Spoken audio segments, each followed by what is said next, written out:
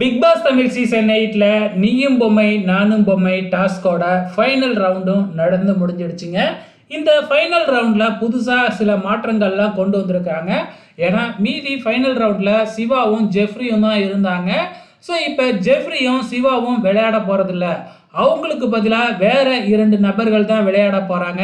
அதை அவங்களையே தேர்ந்தெடுக்கவும் பிக் பாஸ் சொல்லிட்டாரு.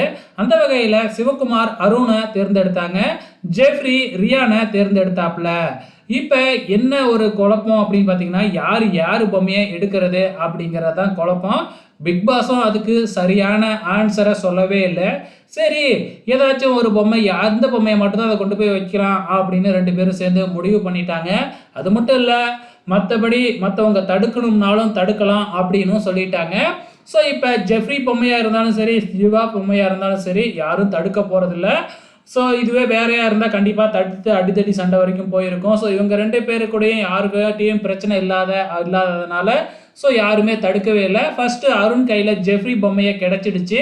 வேறு வழியே இல்லாமல் கொண்டு போயிட்டு அருண் வச்சுட்டாப்புல. ஸோ ஜெஃப்ரி வின் பண்ணிட்டாப்புல. அருண் நினச்சிருந்தா ஜெஃப்ரி பொம்மையை எடுத்து தூக்கி போட்டுட்டு வேணும்னே சிவகுமார் பொம்மையை எடுத்துகிட்டு கொண்டு போய் கூட வச்சிருக்கலாம். ஸோ ஆனால் ஜெஃப்ரியை எடுத்ததுனால வேறு வழியே இல்லாமல் கொண்டு போய் அருண் வச்சுட்டாப்புல. ஓகே ஃப்ரெண்ட்ஸ், உங்களோட கருத்தை மறக்காமல் இந்த வீடியோ கீழே கமெண்ட் பண்ணுங்கள்.